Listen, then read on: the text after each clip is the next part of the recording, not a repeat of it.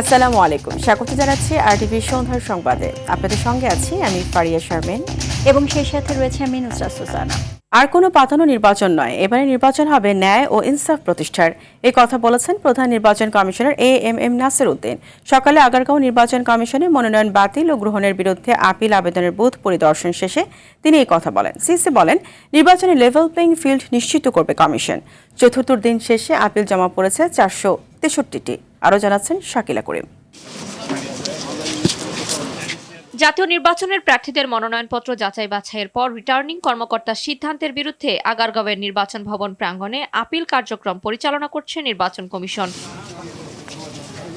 চতুর্থ দিনের মতো 10টি বুথের মাধ্যমে আপিল জমা দিতে আসে সারা দেশ থেকে আগত প্রার্থীরা। আপিল জমা দিয়ে 100% জনমত, পরিবেশ ও নির্বাচন ব্যবস্থা নিয়ে কমিশনের সমালোচনা করেন প্রার্থীরা। আমার যে ত্রুটি, এটা আমাদের আইনের গণ্ডিতে নির্বাচন কমিশন কাছে এটা যদি আপিল মঞ্জুর করার জন্য একেবারে ছোট্ট একটা যথার্থ বিষয়। যে আমরা আশাবাদী যে আমাদের যে অধিকার, গণতান্ত্রিক অধিকার, এই আপিলের মাধ্যমে আমরা আমাদের গণতান্ত্রিক অধিকার ফিরে পাবো। হাইকোর্টে অবশ্যই যাবো, চেষ্টা তো করবো জান প্রাণ দিয়ে, চেষ্টা শেষ থাকবে না, যে পর্যন্ত যেতে পারি আইনি লড়াই করে। আপিল কার্যক্রম পরিদর্শন করেন প্রধান নির্বাচন কমিশনার এএমএম নাসির উদ্দিন। এ সময় সাংবাদিকদের নির্বাচন কমিশন ইনসাফে বিশ্বাসী উল্লেখ করে সিইসি বলেন, সবাই ন্যায় বিচার পাবেন। ন্যায় বিচার পাবে। ওই যে একটা এখন একটা কথা উঠছে না, ইনসাফ, আমরা ইনসাফে বিশ্বাসী এবং আমরা ইনসাফ করবো ইনশাল্লাহ। দেখবেন যে আমাদের হিয়ারিং হওয়ার পরে দেখবেন আপনারা যে আইন অনুযায়ী যা হবে, বিধিবিধান অনুযায়ী যা হবে, আমরা সেই ধরনের সিদ্ধান্ত দিব। আপিলের এই কার্যক্রম চলবে শুক্রবার পর্যন্ত। আপিল শুনানি ও নিষ্পত্তি হবে 10 জানুয়ারি থেকে 18 জানুয়ারির মধ্যে। শাকিলা করিম, আরটিভি, ঢাকা। ত্রয়োদশ জাতীয় সংসদ নির্বাচন অবাধ ও সুষ্ঠু প্রক্রিয়ায় হচ্ছে কিনা সে বিষয়ে ইউরোপীয় ইউনিয়ন মনোযোগ দিবে বলে জানিয়েছেন পর্যবেক্ষণ মিশনের প্রধান ডক্টর ইভার্স ইয়াবস।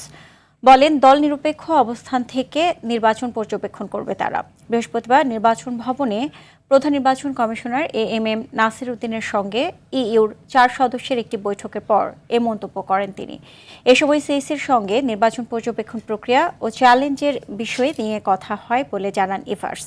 আর আগামী নির্বাচন নিয়ে ইইউর আগ্রহের কথা তুলে ধরে ইইউর পর্যবেক্ষক প্রধান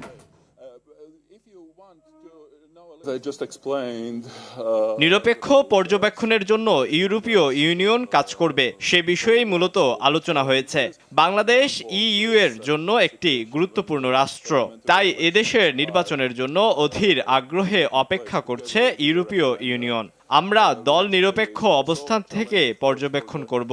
সিইসি আমাদের কাছে নির্বাচন পর্যবেক্ষণ প্রক্রিয়া ও চ্যালেঞ্জের বিষয়গুলো ব্যাখ্যা করেছেন। বর্তমান প্রশাসন নিয়ে সুষ্ঠু ও নিরপেক্ষ নির্বাচন উপহার দেওয়া সম্ভব বলে জানিয়েছেন মন্ত্রিপরিষদ সচিব শেখ আব্দুর রশিদ।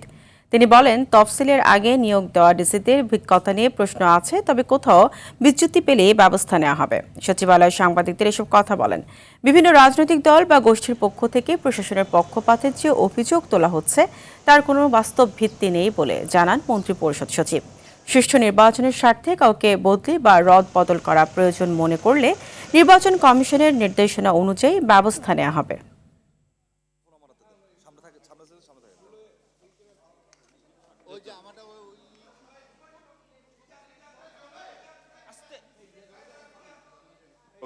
কারণ নির্বাচন কমিশনের সিদ্ধান্ত বা অভিমতের এখন অনেক বেশি মূল্য, সেটা আমরা অনার করার চেষ্টা করব। আমরা যদি কোনো বিচ্যুতি দেখতে পাই তখন আমরা সেভাবে ব্যবস্থা নেব, কিন্তু ঢালাওভাবে তো কিছু না। আমরা সাধারণভাবে মনে করছি যে তারা প্রস্তুত আছেন, যোগ্য আছেন। স্বেচ্ছাসেবক দল নেতা মোসাব্বির হত্যাকাণ্ড একটি বিচ্ছিন্ন ঘটনা। এটা পতিত ফ্যাসিবাদদের ষড়যন্ত্র অংশ হতে পারে, তবে ধরনের বিচ্ছিন্ন ঘটনায় আগামী জাতীয় নির্বাচনে কোনো প্রভাব পড়বে না বলে মন্তব্য করেছেন বিএনপি স্থায়ী কমিটির সদস্য সালাউদ্দিন আহমদ। সকালে গুলশানে বিএনপি চেয়ারপারসন অফিসের সামনে তিনি সাংবাদিকদের এসব কথা বলেন। তিনি আরও বলেন, সব রাজনৈতিক দল যথাযথ নির্বাচন করার জন্য প্রতিশ্রুতিবদ্ধ। শেষ পর্যন্ত একটি অংশগ্রহণমূলক নির্বাচন অনুষ্ঠিত হবে বলেও প্রত্যাশা করেন তিনি। তারেক রহমান উত্তরাঞ্চল সফরে নির্বাচনী আচরণবিধি লঙ্ঘন হবে না জানিয়ে সালাউদ্দিন বলেন, জুলাই শহীদদের প্রতি শ্রদ্ধা জানানো জাতীয় দায়িত্ব। আমরা দেখতে পাচ্ছি এরকম কিছু বিচ্ছিন্ন ঘটনা ঘটছে। গতকালকের ঘটনাও তারই অংশ। এটা হতে পারে পতিত ফ্যাসিবাদী শক্তির কিছু কিছু ষড়যন্ত্র এখনো তারা চালু রেখেছে, যাতে নির্বাচনকে বাধাগ্রস্ত করতে পারে, কণ্ঠকাঠিন্য করতে পারে, গণতন্ত্রের উত্তরণের পথটাকে সহজতর না করতে পারে। কিন্তু তাদের সেই প্রচেষ্টা কখনো সফল হবে না।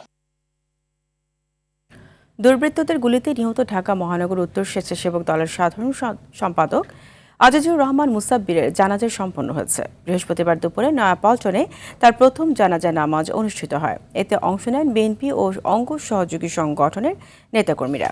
এ সময় মুসাব্বির হত্যার প্রতিবাদে আগামী শনিবার দেশব্যাপী বিক্ষোভ সমাবেশের ঘোষণা দেন তারা। জানাজা শেষে মুসাব্বিরের মরদেহ তার বাসভবনে নেওয়া হয়েছে। সেখান থেকে পরে কারওয়ান বাজারে বাদ আসর দ্বিতীয় জানাজা শেষে আজিপুর কবরস্থানে দাফন করা হয় তাকে। গতকাল রাতে রাজধানীর তেজতুরি বাজারে দুর্বৃত্তের গুলিতে নিহত হন স্বেচ্ছাসেবক দলের সাধারণ সম্পাদক মুসাব্বির।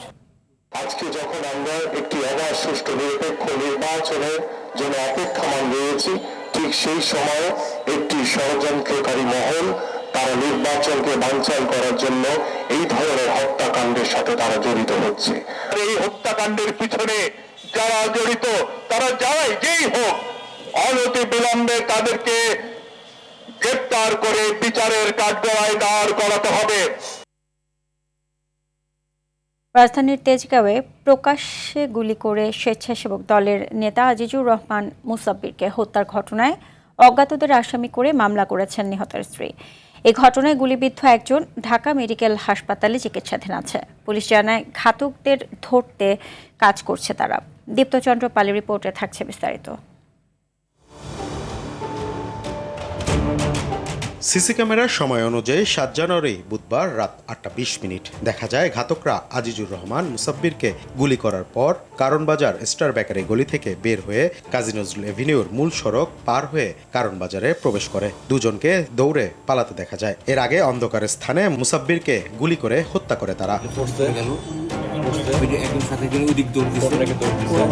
আজিজুর রহমান মুসাব্বির ঢাকা উত্তর স্বেচ্ছাসেবক দলের সাবেক সাধারণ সম্পাদক। এই ঘটনায় গুলিবিদ্ধ হন কারণবাজার ভ্যান সমিতির সাধারণ সম্পাদক মোহাম্মদ আবু সুফিয়ান মাসুদ। প্রত্যক্ষদর্শীরা জানান কিলিং মিশনে অংশ নেয় বেশ কয়েকজন, তবে সিসি ক্যামেরায় দুজনকে দেখা গেছে। গুলি আমি 3টা শব্দ শুনছিলাম, অনেক মাসে 4টা গুলি হয়েছে। এখানে যখন গুলি দেখাইছে না, তখন করতেছে বলতেছে আমি পানি খাবো, আমার একটু পানি দাও মা, আমি আর বাঁচবো না বলে দোকান থেকে পরে আমরা কয়েকজনে মিলে পানি আইনা মুখে দিচ্ছি। পিছ থেকে একটা বাইক আসছিল, ফার্স্টে একটা গুলি করছে, মোসাব্বির ভাইয়ের শরীরে লাগে না। আরেকজন লোক ছিল মোসাব্বির ভাইয়ের লাগে, তখন এই গলিতে ঢুকছিল, মোসাব্বির ভাই এই গলিতে ঢুকছিল আর এই লোকটা এই জায়গায় ছিল দাঁড়ানো। নিহত মুসাব্বিরের স্ত্রী বাদী হয়ে তেজগাঁ থানায় হত্যা মামলা দায়ের করেন। বিচার তো অবশ্যই আমরা চাইবো যে একটা সুষ্ঠু বিচার হোক, এই ধরনের ঘটনাগুলো আর না ঘটুক। প্রায় সময় বলতো যে দেখবা আমার কিন্তু হুট করে মেরে ফেলবে, আমার কিন্তু অনেক শত্রু হয়ে গেছে, তখন তোমরা কিন্তু বুঝতে পারবা না। এমনি হুমকি বা সিরিয়াসলি বলতো না। তেজগাঁও জোনের ডিসি ইবনে মিজান জানান হত্যার কারণ উদ্ঘাটনে কাজ করছেন তারা। এর সঙ্গে চাঁদাবাজির সংশ্লিষ্টতার বিষয়কে সর্বোচ্চ গুরুত্ব দিয়ে তদন্ত চলছে বলে জানান তিনি। প্রাথমিকভাবে আমরা 2 জনকে সন্দেহ করছি যে তারা ওতপেতে ওখানে ছিলেন। জায়গাটা অনেক অন্ধকার ছিল। ভিকটিম যে 2 জন, তারা যখন যাচ্ছিলেন হঠাৎ করে তারা এলোপাথাড়ি গুলি করলে তারা গুলিবিদ্ধ হয়ে ছোটাছুটি করে চলে যায়। আবার যারা গুলি করেছে তারা আবার ব্যাকে চলে আসে। নিহত স্ত্রীর দেয়া তথ্য ও সিসিটিভির ফুটেজ আপাতত তাদের তদন্তের প্রধান আলামত বলে জানান তেজগাঁ জোনের ডিসি। আমাদের পাশাপাশি আমাদের ডিবি টিমও কাজ করে যাচ্ছে, র্যাবও কাজ করে যাচ্ছে। তো আমরা এখন পর্যন্ত খুবই প্রাথমিক অবস্থায় আছি। দীপ্তচন্দ্র পাল, RTV, ঢাকা। সাবেক প্রধানমন্ত্রী বেগম খালেদা জিয়ার কবর জিয়ারত করতে আজও জিয়া উদ্যানে ভিড় করেছেন সর্বস্তরের মানুষ। সকাল থেকেই বিএনপি সহ অঙ্গ ও সহযোগী সংগঠনের নেতাকর্মীদের পাশাপাশি বিভিন্ন শ্রেণী পেশার মানুষ আসেন সেখানে। নারী পুরুষের পাশাপাশি শ্রদ্ধা জানান শিশু কিশোররাও। রাজধানী ঢাকা ছাড়াও বিভিন্ন জেলার মানুষও ছিল এর মধ্যে। বেগম জিয়ার প্রতি ভালোবাসার টান থেকে আসছেন বলে জানান তারা। এদিকে খালেদা জিয়ার আদর্শকে ধারণ করে বাংলাদেশকে সামনের দিকে এগিয়ে নিয়ে যাওয়ার প্রত্যাশা নেতাকর্মীদের। দেশের মানুষের জন্য এত কিছু করে গেছেন, এত জনপ্রিয় নেত্রী এই বাংলাদেশে আর কখনো আসবে কিনা আমরা জানি না। আমরা ওনার প্রতি আন্তরিক শ্রদ্ধা জানাতে আমরা এখানে ছুটে এসেছি। আমরা যারা বিদেশে থাকি বরাবরই শহীদ জিয়ার আদর্শে আমরা বিএনপি করে থাকি পরবর্তী যে আদর্শ ছিল দেশনেত্রী বেগম খালেদা জিয়ার। গণতন্ত্রের জন্য লড়াই করেছি এবং আগামী দিনে তারেক রহমান সাহেবকে সামনে রেখে আমরা লড়াই চালিয়ে যাব ইনশাল্লাহ। বেগম খালেদা জিয়ার কবর পরিদর্শন করতে এসেছি। তিনি বাংলাদেশের উন্নয়ন করেছেন, বড় হয়ে আমি তার মতো হতে চাই। অনেক অসুস্থ, আমার অনেক শখ দেখার জন্য, এই জন্য আসছি। চাঁদাবাজদের গদি নড়বড়ে হয়ে ঘুম হারাম হচ্ছে বলে মন্তব্য করেছেন এনসিপির দক্ষিণাঞ্চলের মুখ্য সংগঠক এবং কুমিল্লা ৪ দেবিদ্বার সংসদীয় আসনের প্রার্থী হাসনাত আব্দুল্লাহ। দুপুরে কুমিল্লার দেবিদ্বার উপজেলার গুনাইঘর এলাকায় আগ্রাসন বিরোধী পদযাত্রায় তিনি এসব কথা বলেন। আর প্রশাসন আমলারা মিলে আবারও ফ্যাসিবাদ প্রতিষ্ঠার চেষ্টা করছে অভিযোগ করে পরিবর্তিত বাংলাদেশে বিতর্কিতদের সংসদে নেওয়া জনগণের সাথে বিশ্বাসঘাতকতা বলেও মন্তব্য করেন হাসনাত। এ সময় শহীদ ওসমান হাদির স্বপ্ন ইনসাফের বাংলাদেশ বিনির্মাণে কাজ করার প্রতিশ্রুতিও দেন তিনি। চাঁদাবাজদের ঘুম অলরেডি হারাম হয়ে গেছে, দেবিদ্বারে যারা মাটি কাটে তাদের ঘুম অলরেডি হারাম হয়ে গেছে, যেহেতু তারা বুঝে গেছে তাদের গদি লড়ে যাচ্ছে, যার কারণে তারা এখন ভয়ভীতি দেখানো শুরু করছে। শতাধিক গুম খুনের মানবতা বিরোধী অপরাধের মামলায় সাবেক সেনা কর্মকর্তা জিয়াউল আহসানের বিরুদ্ধে অভিযোগ গঠনের দিন 14 জানুয়ারি ধার্য করেছেন আন্তর্জাতিক অপরাধ ট্রাইব্যুনাল 1। দুপুরে ট্রাইব্যুনালের চেয়ারম্যান বিচারপতি মোহাম্মদ গোলাম মুর্তজা মজুমদারের নেতৃত্বাধীন 2 সদস্যের বেঞ্চ এদিন ঠিক করেন। শতাধিক গুম খুনের মামলায় জিয়াউল আহসানের বিরুদ্ধে সাক্ষ্য দেবেন সাবেক সেনাপ্রধান ইকবাল করিম ভূঁইয়া। বিচারিক প্যানেলকে এই কথা বলেন চিফ প্রসিকিউটর মোহাম্মদ তাজুল ইসলাম। গত 4 জানুয়ারি জিয়াউল আহসানের বিরুদ্ধে অভিযোগ গঠনের বিষয়ে শুনানি শেষ করে প্রসিকিউশন। শুনানিতে আওয়ামী লীগ সরকারের আমলে শতাধিক গুম খুনের দায়ে 3টি অভিযোগ পড়ে শোনান চিফ প্রসিকিউটর। সাক্ষ্য প্রমাণগুলো দিয়েই জিয়াউল আহসানের বিরুদ্ধে যে 3টি সুনির্দিষ্ট অভিযোগ আনা হয়েছে, এই সুনির্দিষ্ট অভিযোগগুলো প্রসিকিউশনের দাবি মতে প্রতিষ্ঠিত করা যায়। এই সামগ্রিক শুনানির আলোকে মাননীয় ট্রাইব্যুনাল আগামী 14 জানুয়ারি এই চার্জ শুনানির বিষয়ে আদেশ গঠনের জন্য দিন ধার্য করেছেন। অর্থাৎ আগামী 14 জানুয়ারিতেই এই চার্জ গঠন হবে কি হবে না এই বিষয়ে মাননীয় ট্রাইব্যুনাল আদেশ দিবেন। বাংলাদেশ এনার্জি রেগুলেটরি কমিশনের চেয়ারম্যানের আশ্বাসে এলপিজি সিলিন্ডার সরবরাহ ও বিক্রির ধর্মঘট প্রত্যাহার করেছে এলপি গ্যাস ব্যবসায়ী সমবায় সমিতি। রমনায় বিইআরসি অডিটোরিয়াম বৈঠক শেষে ঘোষণা দেন ব্যবসায়ীরা। এ সময় জাতীয় ভোক্তা অধিকার সংরক্ষণ অধিদপ্তরের অভিযান বন্ধ, কমিশন এবং সরবরাহ বাড়ানোর দাবি জানান তারা। এছাড়া কয়েকটি কোম্পানি পার্শ্ববর্তী দেশে এলপিজি রপ্তানি করে বলেও অভিযোগ করেন তারা। এ সময় দাবি পূরণের আশ্বাস দেন বিইআরসি চেয়ারম্যান। সংশ্লিষ্ট কর্তৃপক্ষের সাথে এ বিষয়ে আলোচনা করবেন বলেও জানান তিনি। দ্রুত সরবরাহ সংকট কাটবে বলেও আশা করেন বিইআরসি চেয়ারম্যান।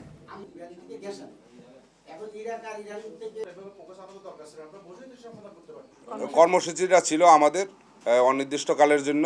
এখন থেকে আমরা এই কর্মসূচি স্থগিত করব। যেহেতু আমরা 1306 টাকা আমাদের কিনতে হয়, আমরা 1306 টাকা আমরা ভোক্তাদের গ্যাসটা আমরা দিতে পারবো না। আমাদের এই গ্যাসের রেটটা আমাদের একটু বাড়াই দিতে হবে। তারা আমাদের আশ্বাসে আশ্বস্ত হয়ে ধর্মঘট প্রত্যাহার করেছেন, এই জন্য তাদের আন্তরিকভাবে ধন্যবাদ জানাচ্ছি। এতে মানুষের উপকার হবে, জনগণ উপকৃত হবে। ফেব্রুয়ারিতে রোজা শুরু হবে। এই সংকট আশা করতেছি এই মাসের দ্বিতীয় সপ্তাহের মধ্যে কেটে যাবে। অত্যাবশ্যকীয় 295টি ওষুধের দাম সরকার নির্ধারণ করবে, যা দ্রুত বাস্তবায়ন হবে বলে জানিয়েছেন প্রধান উপদেষ্টার বিশেষ সহকারী অধ্যাপক ডাক্তার সাইদুর রহমান। সকালে প্রধান উপদেষ্টার কার্যালয়ে ক্যাবিনেট সভা শেষে রাজধানীর ফরেন সার্ভিস একাডেমিতে এক সংবাদ সম্মেলনে তিনি এসব কথা বলেন। তিনি আরও বলেন, এই পদক্ষেপ বাংলাদেশের মানুষের ওষুধ প্রাপ্তির ক্ষেত্রে অনেক বড় প্রভাব ফেলবে। সরকার নির্ধারিত দামে ওষুধ বিক্রি করতে হবে। দেশের বাইরের জন্য পিপিপি দেখে কোম্পানিগুলোর প্রস্তাব যাচাই করে মূল্য নির্ধারণ করবে সরকার। আগামী কয়েকদিনের মধ্যে এই সিদ্ধান্ত বাস্তবায়ন হবে বলেও জানান প্রধান উপদেষ্টার বিশেষ সহকারী। এছাড়া ক্যাবিনেট সভায় কোম্পানির অপরাধের ক্ষেত্রে কারাদণ্ডের বিধান উঠিয়ে শুধু অর্থদণ্ডের বিধান রাখার অনুমোদন দেওয়া হয়েছে বলেও জানান প্রেস সচিব শফিকুল আলম। জানেন যে এই ওষুধগুলোর মধ্যে মূল্য পার্থক্য পর্যায়ক্রমে বাড়ছিল এবং বাংলাদেশের স্বাস্থ্য খাতে মানুষের ব্যয়ের 2/3 আসলে ওষুধ খাতে ব্যয় করেন এবং এই আউট অফ পকেট মানুষের ব্যক্তিগত খাত থেকে ব্যয় করা অর্থ এই ওষুধ খাতে ব্যয় হয়। একটি অত্যাবশ্যক ওষুধের তালিকা প্রণয়ন করা হচ্ছে, যেখানে 295 বা সেটা আজকে উপদেষ্টা পরিষদের সভায় আরও 1-2টি ড্রাগের অন্তর্ভুক্তির অনুরোধ এসেছে।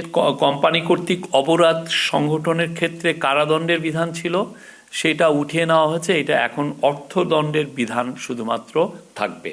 এর ফলে আমরা আশা করছি যে বাংলাদেশে আরও বিদেশি ইনভেস্টমেন্ট এগুলোর ক্ষেত্রে আমরা আরও কিছু ইনভেস্টমেন্ট দেখতে পারবো।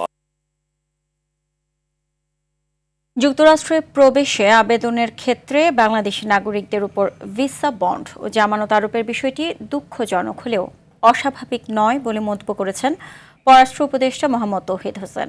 বৃহস্পতিবার পররাষ্ট্র মন্ত্রণালয়ে সাংবাদিকদের সঙ্গে আলাপকালে তিনি একথা বলেন যেসব দেশের অভিবাসন নিয়ে সমস্যা রয়েছে বাংলাদেশ তাদের মধ্যে একটি। এ সময় আসিফ নজরুলের মন্তব্যে সমর্থন করে পররাষ্ট্র উপদেষ্টা বলেন, ভারতের হিন্দুত্ববাদী সংগঠনগুলোর বাংলাদেশ বিরোধী কার্যকলাপ ও মন্তব্যের কারণে দেশটির সংস্থাগুলোর পক্ষে নিরাপত্তা কঠিন হবে বিধায় টি-20 বিশ্বকাপ খেলতে ভারত না যাওয়ার সিদ্ধান্ত সঠিক। এছাড়া ভারতে বাংলাদেশের 3টি মিশনে ভিসা ইস্যু বন্ধের বিষয়ে জানান যে মিশনগুলো সমস্যা সৃষ্টি হয়েছে, আপাতত ভিসা ইস্যু বন্ধ রাখতে বলা হয়েছে। আরও জানান, সৌদি আরবে অনুষ্ঠেয় একটি বহুপক্ষীয় ফোরামে যোগ দিতে শুক্রবার ঢাকা ছাড়বেন তিনি। ক্রিকেটার তার নিরাপত্তা যদি দেওয়া সম্ভব হয় সে কারণেই তো তাকে ফেরত দেওয়া হয়েছে অস্টেন্সিভলি। তাহলে আমার এই যে টিম যাবে, শুধু টিম যাবে না, টিমের সমর্থকরা তো যাবে, খেলা দেখতে যাবে লোকজন, তাদের নিরাপত্তা প্রশ্ন আছে। আমরা কি করে বিশ্বাস করবো যে তারা নিরাপদ থাকবে? হিন্দুত্ববাদী সংগঠনগুলির যে একটা বাংলাদেশ বিরোধী কার্যকলাপ এবং কথাবার্তা চলতেছে, সেটার প্রেক্ষিতে আসলে সত্যিকার অর্থেই তো ভারতীয় সংস্থাগুলির পক্ষে নিরাপত্তা দেওয়া কঠিন হবে। সম্প্রতি পাকিস্তান সফর করেছেন বাংলাদেশ বিমান বাহিনীর প্রধান হাসান মাহমুদ খান। পাকিস্তান ISPR জানায়, এই সফরে চীন ও পাকিস্তানের যৌথ উৎপাদিত যুদ্ধ বিমান JF-17 ক্রয় নিয়ে আলোচনা হয়েছে। এছাড়া সামরিক প্রশিক্ষণ সহ অন্যান্য আলোচনারও আভাস পাওয়া যায়। এমন বাস্তবতায় বাংলাদেশ পাকিস্তানের সম্পর্ক স্বাভাবিক হওয়ার ইঙ্গিত দিচ্ছে রয়টার্সের এক প্রতিবেদন। বিস্তারিত আব্দুল মালিকের প্রতিবেদনে। বুধবার পাকিস্তানের ISPR এক বিবৃতিতে জানায়, দেশটির বিমান বাহিনীর প্রধান air chief marshal Zahir Ahmed Babar Sidhu এবং বাংলাদেশ বিমান বাহিনীর প্রধান হাসান মাহমুদ খান সাক্ষাৎ করে। এ নিয়ে বিস্তারিত প্রতিবেদন প্রকাশ করে বার্তা সংস্থা রয়টার্স। এতে বলা হয়, এ সময় সাক্ষাতে চীনের সঙ্গে যৌথভাবে উন্নয়ন করা বহুমুখী যুদ্ধ বিমান JF-17 থান্ডার ক্রয় নিয়ে আলোচনা হয়েছে। বিবৃতিতে আরও বলা হয়, পাকিস্তান বাংলাদেশকে সুপার মোশাক প্রশিক্ষণ বিমান দ্রুত সরবরাহের আশ্বাস দিয়েছে। একই সঙ্গে পাইলট প্রশিক্ষণ ও দীর্ঘমেয়াদী কারিগরি সহায়তার কথাও বলা হয়েছে।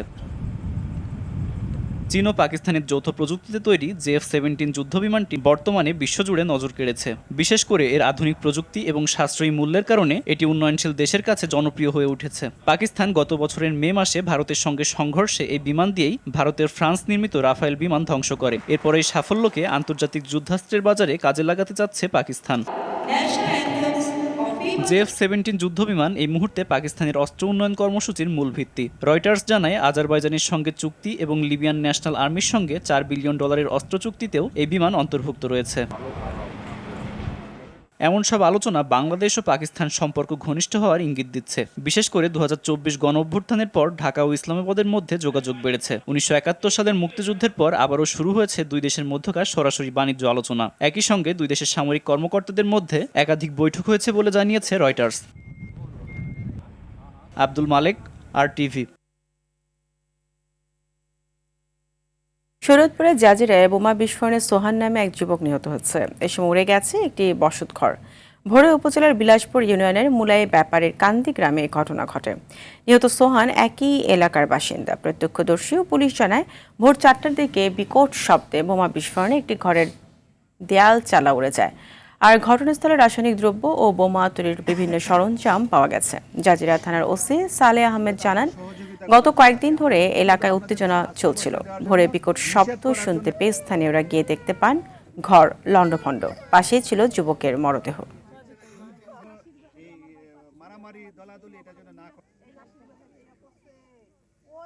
যে ট্রান্সমিটার যেভাবে ফুটে এভাবে একটা অনেক জোর আওয়াজ হয়েছে।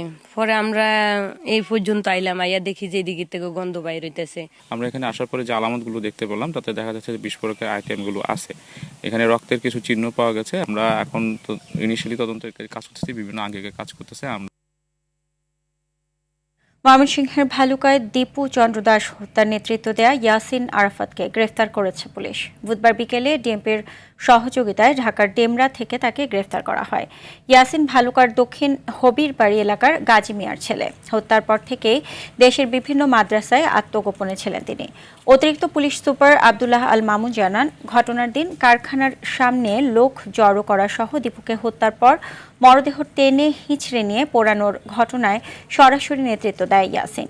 এ ঘটনায় এখন পর্যন্ত 21 জনকে গ্রেফতার করা হয়েছে। তাদের মধ্যে 9 জন আদালতে 164 ধারায় স্বীকারোক্তিমূলক জবানবন্দি দিয়েছেন। চাইনিজ নাগরিকদের প্রত্যক্ষ তত্ত্বাবধানে রাজধানীর ঢাকায় গড়ে উঠেছিল একটি ভুয়া আইফোন সংযোজন কারখানা। সম্প্রতি রাজধানীর উত্তরা ও নিকুঞ্জ এলাকায় অভিযান চালিয়ে তাদের গ্রেপ্তার করে পুলিশ। এই বিষয়ে বেলা 12টায় ডিএমপি মিডিয়া সেন্টারে সংবাদ সম্মেলনে ডিবি মিরপুর বিভাগের উপ পুলিশ কমিশনার মহিউদ্দিন মাহমুদ সোহেল বলেন, কর ফাঁকিতে বিদেশ থেকে আনা মোবাইল ফোনের যন্ত্রাংশ দিয়ে সেখানে অবৈধভাবে আইফোন সংযোজন করে স্থানীয় বাজারে সরবরাহ করা 3 চীনা নাগরিককে গ্রেপ্তার করেছেন তারা।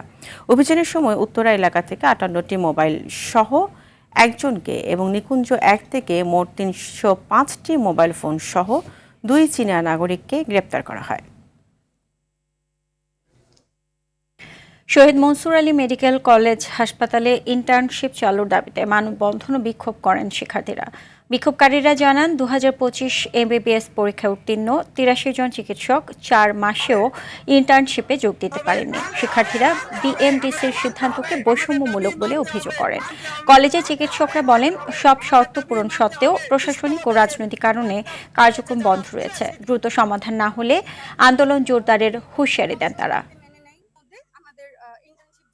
রাজধানীর কমলাপুর রেল স্টেশন সংলগ্ন টিটি পাড়ার ঢাকার প্রথম 6 লেনের রেলওয়ে আন্ডারপাস চালু হয়েছে। এই আন্ডারপাস চালুর ফলে দীর্ঘদিনের ভোগান্তির অবসান হলো। এতে সুফল ভোগ করছে সাধারণ মানুষ। নতুন এই আন্ডারপাসে লেন রয়েছে মোট 6টি। 4টি লেন দিয়ে চলবে যান্ত্রিক যানবাহন, বাকি 2টি লেন দিয়ে চলাচল করবে রিক্সা, সাইকেল ও পথচারীরা। 5 মিটার উচ্চতার যানবাহনও সহজেই নিচ দিয়ে চলাচল করতে পারবে। এখন থেকে রেল চলবে উপর দিয়ে, নিচ দিয়ে চলাচল করবে অন্যান্য যানবাহন। স্থানীয়দের দীর্ঘদিনের অভিযোগ ছিল, রেল ক্রসিংয়ে ট্রেন এলেই যানবাহন থেমে থাকতো ঘন্টার পর ঘন্টা। মাত্র আধা কিলোমিটার পথ পাড়ি দিতে কখনো সময় লাগতো 1 ঘন্টা পর্যন্ত। বাধ্য হয়ে অনেকেই খিলগাঁও বা গোলাপবাগ ঘুরে যাতায়াত করতেন।